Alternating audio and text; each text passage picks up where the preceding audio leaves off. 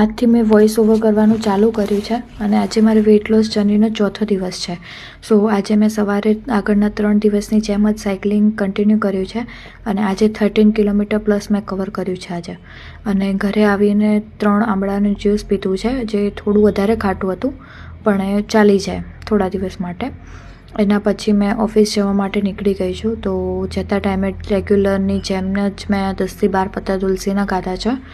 એના પછી રસ્તામાં એકવાર ફરી આજે વેઇટ મેઝર કર્યું છે અને આજે 66.4 છે, જે કાલે 66.7 હતું. સો આજે 300 ગ્રામનો ચેન્જ મળ્યો છે. એના પછી રસ્તામાં એક પોહા ખાધા છે. સો બ્રેકફાસ્ટની અંદર પોહા, બટ હવેથી હું અવોઇડ કરીશ બિકોઝ એની અંદર સુગર થોડી છે. એના પછી ઓફિસ જઈને સુગર ફ્રી કોફી પીધી છે અને લંચની અંદર મેં 2 જામફળ, 1 પપૈયાનો પીસ અને 1 બીટ ખાધું છે.